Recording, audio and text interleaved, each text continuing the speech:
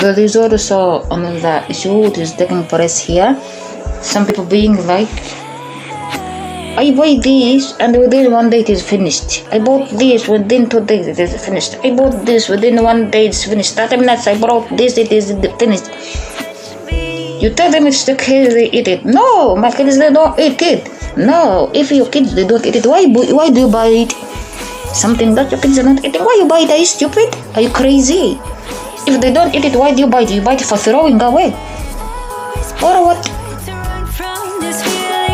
I don't understand it. If they don't eat it, why you buy it? Are you crazy? Find it right?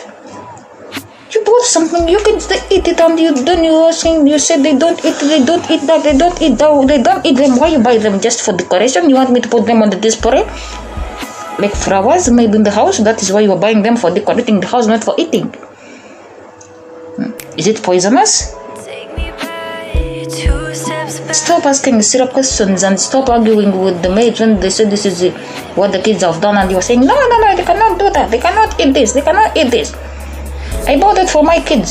How many kids do you have within the house that this one can eat this cannot eat this? Do you have some in the stomach that you are saying they never came out of the stomach, they never eat this?